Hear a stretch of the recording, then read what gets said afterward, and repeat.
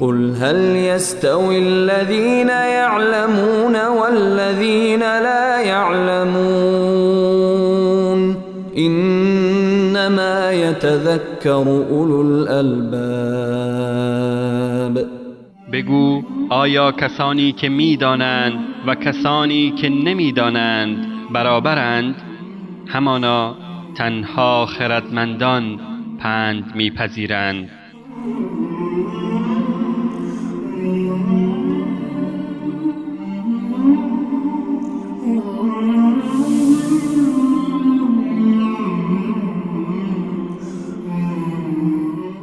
أعوذ بالله من الشيطان الرجيم. بسم الله الرحمن الرحيم. يا أيها الذين آمنوا اصبروا وصابروا ورابطوا واتقوا الله لعلكم تفلحون. صدق الله مولانا العلی العظیم. دوستان نهایت بزرگوار، نمازگزاران گرامی و حاضرین محترم، برادران و خواهران، السلام علیکم و رحمت الله و برکاته. دوستان عزیز، صحبت از ثبات در عبادت بود، پایداری در عبادت. هر کاری که ما و شما انجام بدیم، چه کار دین و چه کار دنیا، وقتی به موفقیت میرسیم، وقتی نتیجه مطلوب را به دست می آوریم که پشتکار داشته باشیم، او کار پیگیری کنیم. او کار برای یک ساعت نباشد، او کار برای یک روز نباشد. یکی از رمزهای موفقیت کسانی که امروز در صنعت و تکنولوژی حرف اول را در سطح دنیا میزنند و هر روز به بازارهای دنیا وسایل جدیدتر را وارد میکنند، یکی از رمزهای موفقیت آنها فقط پیگیری کار، پشتکار، ثبات و پایداری در انجام وظیفه است، در حالی که اینها همه کارهای دنیاست. اگر برای فردا هم بماند، برای فردا هم پس فردا هم به تأخیر بیفتد، باز هم ضرر زیاد انسان نمی کند. اما کار دین الله جل جلاله، عبادت و بندگی پروردگار مهربان، کاری نیست که ای را به تأخیر بیاندازیم برای یک سال دیگر و بگوییم باز ماه مبارک رمضان که آمد کارهای خوب را انجام میدیم. منتظر میمانیم تا رمضان سال آینده، در حالی که نمیتوانیم از یک ثانیه بعد از همین لحظه‌ای که قرار داریم هم اطمینان داشته باشیم. آیا درست است که ما بگوییم منتظر هستیم تا سال آینده ماه رمضان بیاید، دوباره قرآن را برمی‌داریم و تلاوت میکنیم؟ حالا قرآن را بستیم و سر طاق بالا گذاشتیم تا 11 ماه دیگر همانجا گذاشته باشد. آیا درست است که بگوییم وقتی رمضان بیاید و یا اینکه یک مشکل در زندگی احساس کنیم، آن وقت میاییم به مسجد نماز را با جماعت ادا میکنیم؟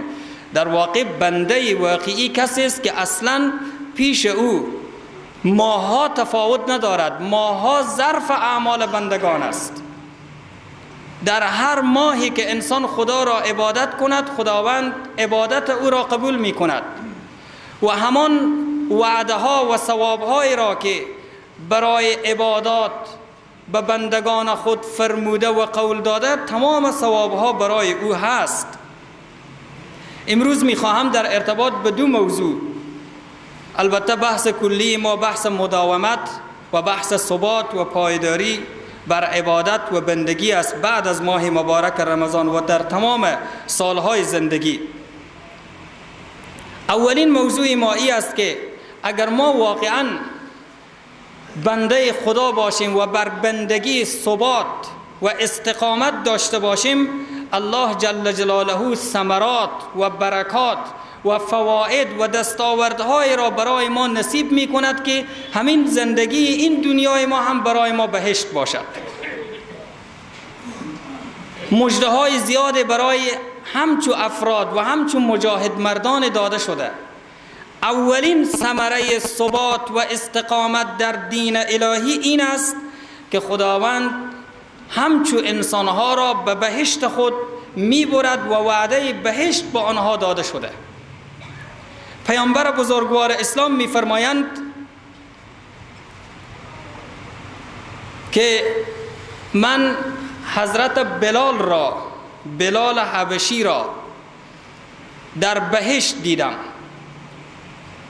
شاید در وقت خواب حضرت بلال را به بهشت دیده باشند و یا در عالم مثال حضرت بلال حبشی را در بهشت دیدند. به حضرت بلال گفتند یا بلال حدثنی بأرجى عمل عملته في الاسلام فإني سمعت دفن عليك في الجنة بين يدي في الجنة قال ما عملت عملا أرجى عندي أني لم أتطهر طهورا في ساعة ليل أو نهار إلا صليت بذلك الطهور ما كتب لي أن أصلي. وفي رواية آخر قال ما أذنت قط إلا صليت ركعتين وما أصابني حدث قط إلا توضأت عندها ورأيت أن لله علي ركعتين. حضرت بلال گفت پیامبر خدا پرسیدن ای بلال به من بگو چه کار تو کردی، چه عمل انجام دادی که خیلی پیش تو با ارزش باشد و خداوند او عمل را قبول کرده باشد؟ کدام کاری که خیلی ثواب دارد انجام دادی که من تو را جلو خود در بهشت دیدم، صدای کفش های تو را در جلو خود در بهشت شنیدم؟ حضرت بلال فرمود من کار دیگری ندارم که غیر از کارهایی که عموم مسلمان ها می کنند آن کار را کرده باشم، مگر کار من همین است که هرگاه وضو می گیرم بر خود لازم کرده ام که آنچه خدا مقدر کرده است نماز بخوانم، تحیت الوضو. بر خود این عمل نیک را نذر و لازم کردم. پس ببینیم ثبات حضرت بلال، استقامت حضرت بلال، همین که بعد از هر وضو 2 رکعت نماز میخواند، همین که بعد از هر بار بی وضو شدن در روایت دیگر آمده وضو میگیرد و بی وضو اصلا 1 دقیقه در شبان روز نمیماند، همین خودش یک استقامت و یک ثبات و یک پایداری است که حضرت بلال را به بهشت برده است.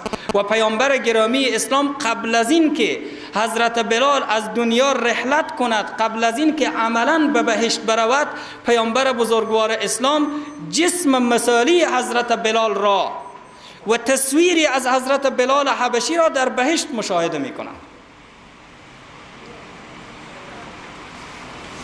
و همچنین بدون شک کسانی که همیشه با الله جل جلاله ارتباط دارند و هیچ روزی و هیچ شبی و هیچ ساعتی این ارتباط آنها قطع نمی شود، خداوند با آنها محبت می کند. و کسی که محبوب الله بود همه چیز را دارد و کسی که نعوذ بالله از آن طرف مورد بغض و خشم قرار گرفت هیچ چیز ندارد. در حدیث قدسی آمده الله جل جلاله در این حدیث، چون حدیث قدسی گفته الله جل جلاله را بیان می کند و پیامبر گرامی اسلام در حدیث قدسی فقط الفاظ را از طرف الله جل جلاله نقل می کنند. در یک بخش این حدیث که طولانی است آمده ما یزال عبدی یتقرب الی بالنوافل حتی احبه، بنده من که به صورت دوامدار خود را به من نزدیک می کند توسط نمازهای نفلی که می خواند، من او را به خود دوست می گیرم، با او محبت می کنم. پس همین عمل نیک دوامدار، عمل نیکی که اصلا وقفه ندارد، برای 1 ماه و 1 روز و 1 سال و چند هفته نیست، این چنان تأثیر میگذارد که سرانجام همین بنده محبوب خدا شمرده می شود و خدا با او محبت می کند. و از همه بالاتر این که ثبات و استقامت بر عمل صالح و کار نیک کفاره گناهان انسان می شود.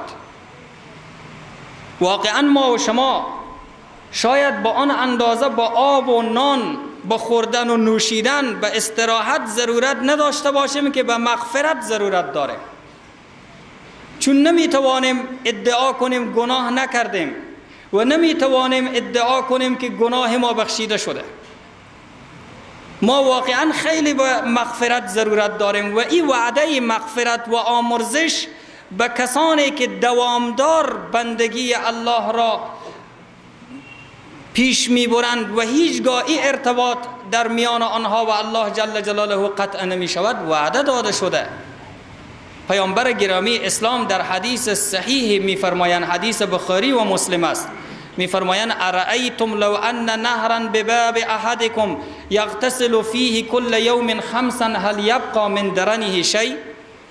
قالوا لا يبقى من درنه شيء قال فذلك مثل الصلوات الخمس يمحو الله بهن الخطايا. فرمودن شما به من بگویید، به من خبر بدهید، مرا آگاه کنید، اگر جلو خانه کسی، جلو دروازه خانه کسی نهر آب، جوی آب روان باشد و او شبانه روزی 5 بار در این آب غسل کند، غسل درست، آیا به بدن او چرک باقی میماند؟ اصحاب گفتند هرگز باقی نمیماند. کسی که شبانه روزی 5 بار غسل کند، اگر عرق هم بکند عرق او دور می شود. بدن او همیشه پاک است، هیچ چرک در بدن نیست، بدن او همیشه خوشبو است و پاک و نظیف است. پیامبر خدا فرمودند همین است مثال نمازهای 5 گانه که خداوند به وسیله نمازهای 5 گانه گناهان را از بین میبرد و این چرک که واقعا باطن انسان را آلوده کرده و قلب انسان را سیاه کرده، این چرک را خداوند از باطن انسان و از وجود انسان، از زندگی انسان دور میکند. اما در صورت واقعا نماز کفاره گناهان می شود که نماز باشد و غسل هم زمان بدن انسان را پاک می کند که غسل باشد. شاید ما به روزی 5 بار نه 10 بار هم آب بر سر و کله خود بریزیم، نه به فکر دور کردن چرک از بدن باشیم و نه هم از وسایل تمیز کننده مثل شامپو و مثل دیگر وسایل استفاده کنیم، صابون و دیگر مواد خوشبو و پاک کننده، باز هم بدن ما چرک داشته باشد، چون واقعا غسل نکردیم. انسان هم اگر نماز را بدون رعایت شرایط، وضوء او کامل نبود، رو به قبله استاد نشد، لباسهای او پاک نبود، بدن او پاک نبود و یا در وقت ادای نماز به ارکان نماز توجه نکرد، فقط نام نماز بود، اصل نماز نبود، روح نماز نبود، نمی شود از او انتظار کفاره گناهان را داشته باشه.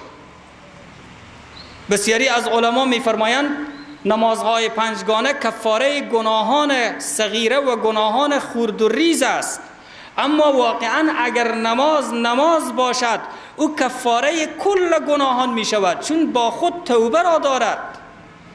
نمازی که با حضور قلب ادا شد، شرایط توبه در او نماز وجود دارد. توبه چیست؟ ترک گناه. توبه چیست؟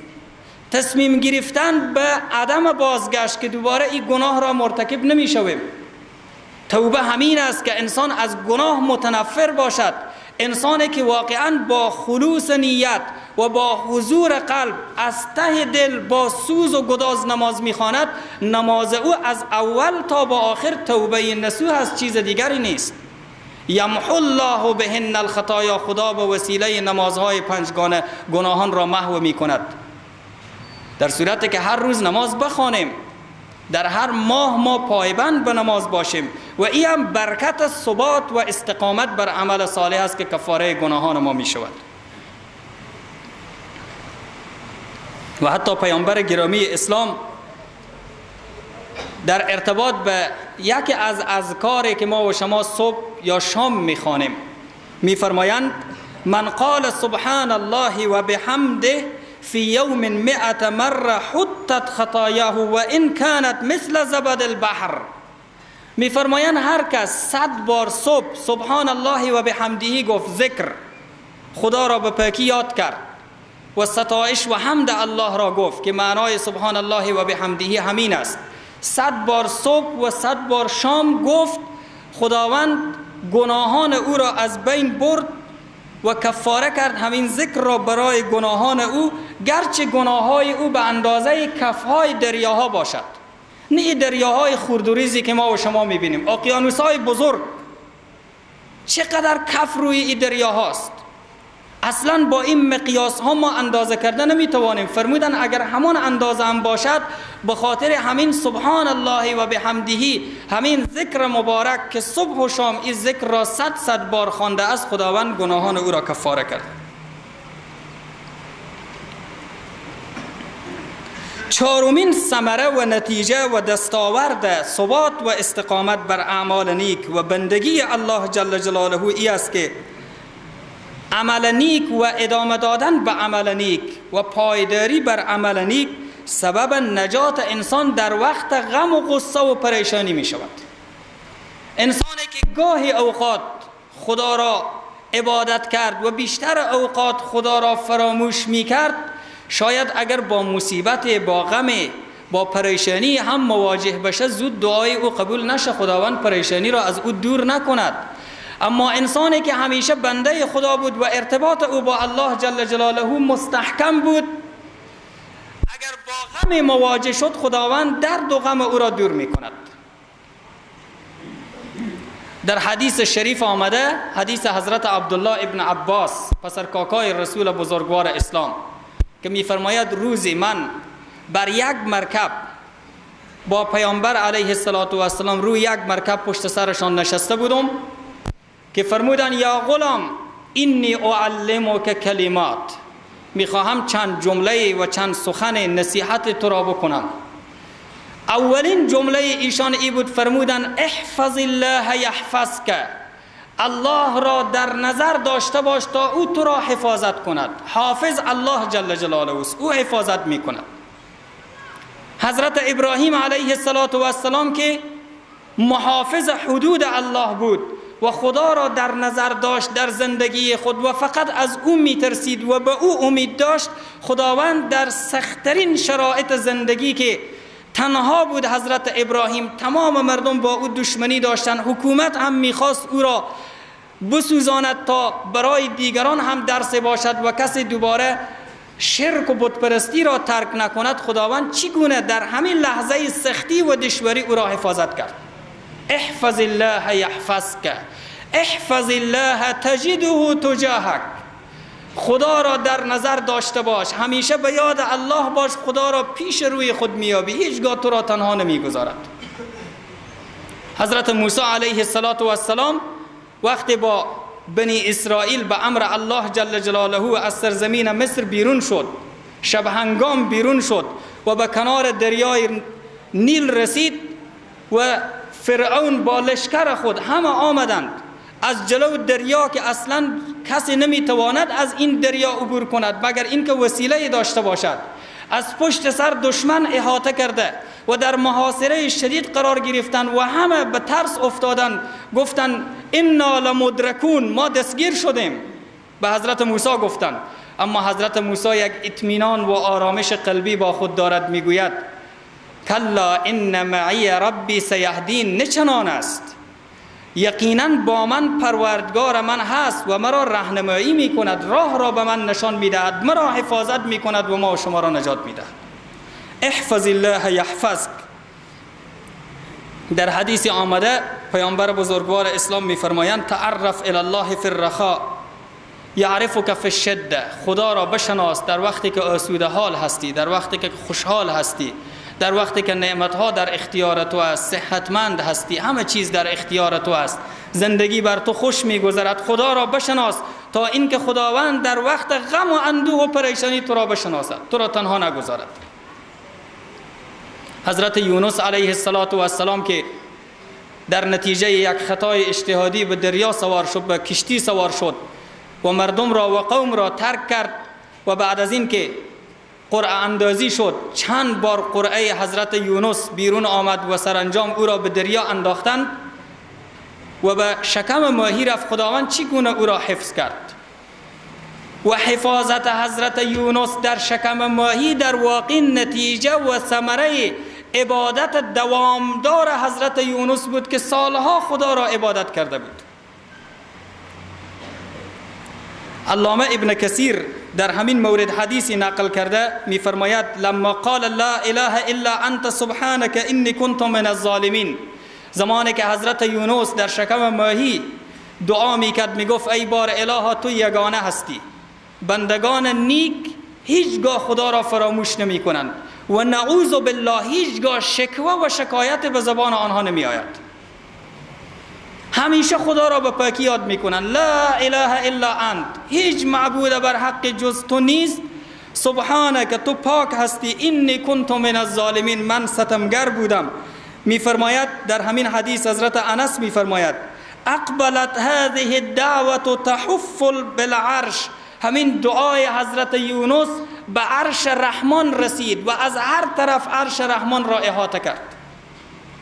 فقالت الملائکه، فرشتگان گفتند یا رب صوت ضعیف معروف من بلاد غریبه، پروردگارا صدای را میشنویم که خیلی صدای ضعیف از دورها می آید، از شهرهای دور این صدا را میشنویم، صدایی که با او آشنایی داریم، صدایی که همیشه میشنیدیم. الله جل جلاله میفرماید بله عبدی یونس، این بنده من یونس است. ملائکه میگویند عبدک یونس الذی لم یزل یرفع له عملا متقبلا و دعوتا مجابه، این همان یونس است که هر روز دعای او قبول میشد، این همان یونس است که هر روز عمل نیک او به آسمان ها میرسید.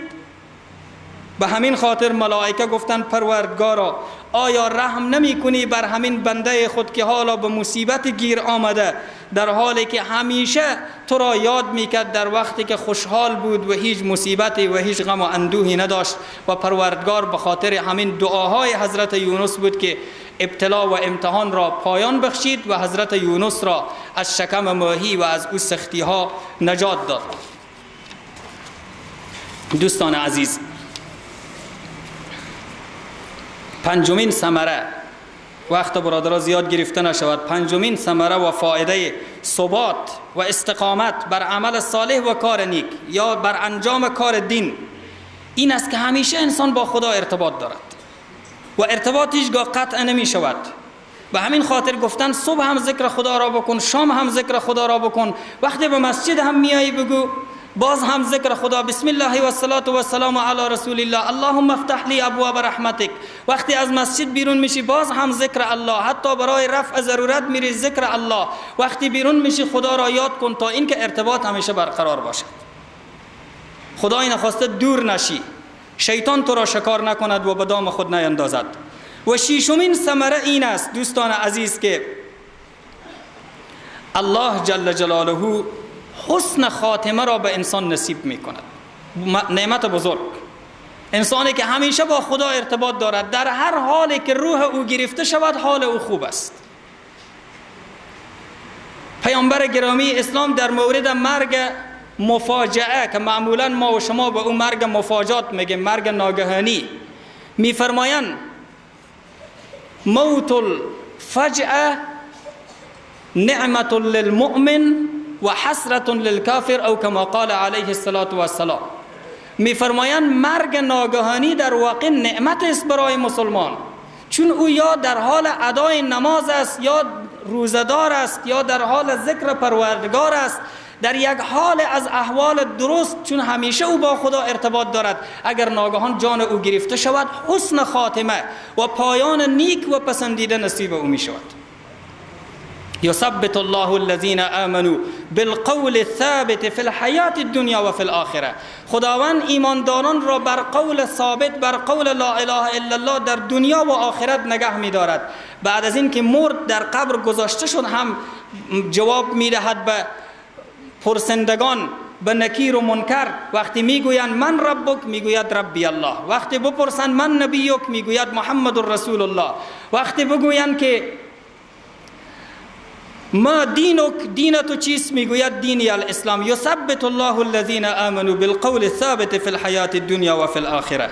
و با عنوان هفتمین ثمره، این خیلی گرانبها است برای ما، انسانی که برای همیشه استقامت و پایداری بر عمل صالح و کار نیک داشت و همیشه بنده پروردگار بود، زحمت کشید در راه بندگی، اگر با مشکل هم مواجه شد ثواب همان اعمال زیادی که قبلا انجام میداد به او داده می شود. در اسلام و در دین الله جل جلاله تقاعد وجود ندارد. انسان اگر کارمند رسمی دولت باشد، بعد از این که چند سال گذشت، پیر شد، سن او زیاد شد، دوران کارکردگی او زیاد شد، او را به تقاعد سوق میدهند، میگویند تو از این بیشتر کار کردن نمیتوانی. و اگر معاش هم به او بدن، حقوق هم بدن، ناچیز کم. اما الله جل جلاله چنان ذات مهربان است که وقتی تو در جوانی، در وقت صحتمندی، وقتی که به خانه بودی، نمازهای نفل خواندی، روزهای نفل گرفتی، کارهای نیک انجام دادی، ذکر پروردگار را کردی، حالا که مشکلی پیش آمده، با مسافرت رفتی، وقت برای این کارها نداری، مریض شدی، روزه گرفته نمیتوانی، خداوند همون ثواب را که قبلا برای تو میداد حالا هم میدهد. ثواب قطع نمی شود. در حدیث حضرت انس رضی الله عنه آمده، پیامبر گرامی اسلام میفرمایند: اذا ابتلی المسلم ببلاء فی جسده قیل للملك اكتب له صالح عمله الذي كان يعمل فإن شفاه غسله وطهره وإن قبضه غفر له ورحمه. میفرمایند هرگاه مسلمان به بلا و مصیبت در جسم خود گرفتار شد، مریض شد، مریضی آمد که حالا غیر از نمازهای فرض دیگر نماز خوانده نمیتونه، اگر خیلی بر خود فشار بیاره شاید سنتهای مؤکده را هم بخوانه، اما نمیتونه حالا نماز اوابین بخوانه، حالا نمیتونه نماز اشراق بخوانه، حالا نمیتونه هزارها بار ذکر و یاد الله جل جلاله را تکرار کنه، مشکل پیش آمده، بلا و مصیبت و درد و غم در جسم او آمده. فرمودند گفته می شود برای ملک موظف اکتب له صالح یعمل، همان عمل نیکی را که قبلا انجام میداد برایش بنویس. او تقاعد نکرده، او هنوز سرحال است، او برحال است، به خاطر عذر نمیتواند امروزی وظیفه را انجام بدهد. پس اگر خداوند او را براءت داد و از آن مریضی شفا یافت، خدا او را صحتمند گردانیده، در حالی که پاک گردانیده، فإن شفاه غسله و طهره. چون همین بیماری هم برای مسلمان اگر دقت کرده باشیم یک نوع مجاهده است، این کفاره گناه می شود. پیامبر گرامی اسلام هرگاه نزد مریضی می رفتند و او را در حالت بیماری می دیدند، می گفتند لا بأس طهور ان شاء الله، اشکال ندارد، پاک کننده است به خواست خدا، این میخواهد گناهان تو را دور کند، این میخواهد کفاره گناهان تو باشد. و اگر خداوند روح او را در همان حال گرفت، غفر له و رحمه، او را آمرزیده و او را مورد رحمت و بخشش قرار داده. امیدوارم ان شاء الله ما و شما وقت تعهد بندگی با الله جل جلاله بستیم همیشه بنده الله باشیم.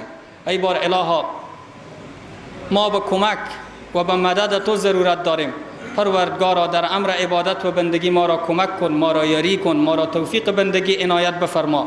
پروردگارا ما را از راههای ذلت، از راههای خاری، از راههایی که واقعا شیطان ما را با آن راهها میکشاند برگردان. پروردگارا قلبهای ما را حفاظت کن. پروردگارا جان ما را، زندگی ما را محافظت بفرما. پروردگارا تقوا برای ما نصیب کن و ما را توفیق حفاظت تقوا عنایت بفرما.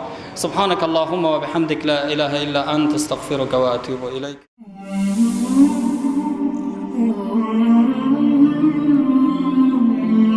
قل هل يستوي الذين يعلمون والذين لا يعلمون إنما يتذكر أولو الألباب. بگو آیا کسانی که میدانند و کسانی که نمیدانند برابرند؟ همانا تنها خردمندان پند میپذیرند.